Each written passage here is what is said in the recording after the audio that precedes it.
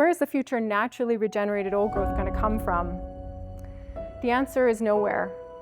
The future of a regime that annihilates both old growth forest and younger natural forest is a future of entirely human-made forests, which are inferior to natural forests for wildlife for a really long time, like centuries. Forest management destroys complexity by reducing the number of tree species, homogenizing the trees to a single cohort, single age cohort, and by ensuring a future where mature trees never get old enough and large enough to die and become wildlife habitat. So plantations like this are designed to appropriate incident solar radiation for the crop, which is the tree. They shade out the light in the understory, they rain down acidic needles, and of course the soils have been crushed by machines a lot of the time. These researchers say that doing this limits the availability of microhabitats and biological legacies, meaning standing and fallen dead trees, to plant and animal communities. What they mean by that is that industrial forests like this lack the niches, the nooks and crannies that wildlife use, like standing dead trees and fallen trees. And of course, that's pretty obvious to everybody here. And we know that this type of ecosystem covers vast areas of the interior. In a primary forest, birds partition themselves vertically. So different species make their homes at different heights above the ground. For example, pileated woodpeckers make their cavities pretty high up in the canopy. Downy woodpeckers might occupy a slightly lower spot, while nuthatches and chickadees tend to be found a bit lower on the tree. This can only really happen in forests capable of providing those homes at each of those heights.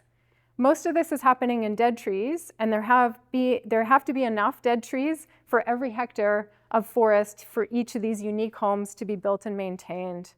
Plantations of any age lack this. When we convert a natural forest into a plantation, this is what we lose. And when we convert enough of the landscape, these are the species that disappear.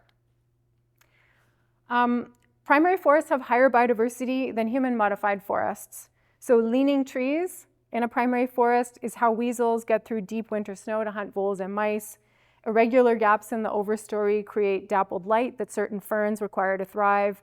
Large fallen logs are homes for hundreds of small mammals and insects. Deep earthy soils with decaying wood keep salamanders cool and moist. And all these things are lost when old trees destined to lean over and die fall to the ground and decay, when those trees are taken away to the mill. So when you look at the government inventory data, what that data says about the age of any given forest, what it shows is the age of the dominant trees, the oldest living trees. That's it.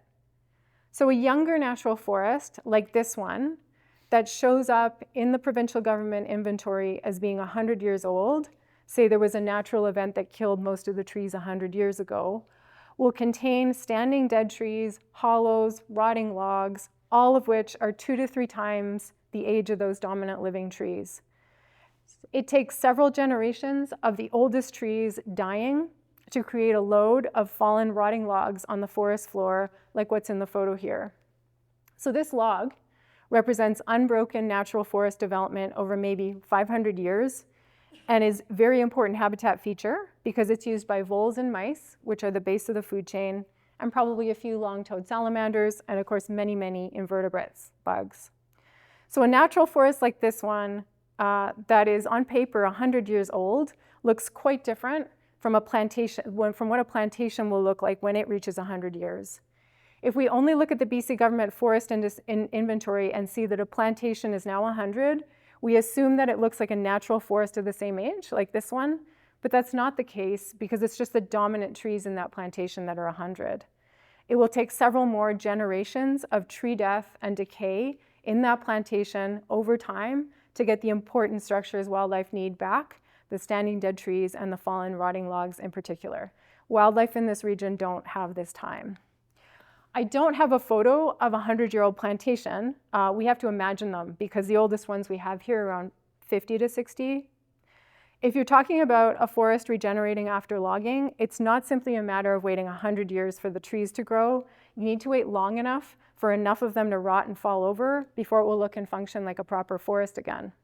So we're underestimating by a factor of 2 to 3 times the time it takes back to get the attributes back a primary forests have, like rotting logs, which of course get crushed by machines when you log or they get put into a slash pile.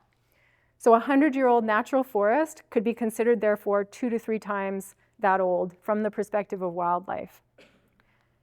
Natural forests are a lot like a pot of boiling water. So if we imagine that this pot represents primary or never logged forests, and the bubbles represent old age classes or old growth, at any one time, 30 or 50 or 70% could be bubbles, depending on the forest type where you are. So it would be different if you were in Treaty 8 lands in the Northeast, or in the Okanagan, or here in subboreal spruce forests, or in the Great Bear Rainforest.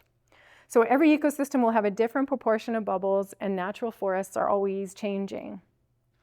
Some of these forests will be old, some will be mature forests on the cusp of getting old, some will have had a recent fire where seedlings are shoulder to shoulder with newly created dead wildlife trees.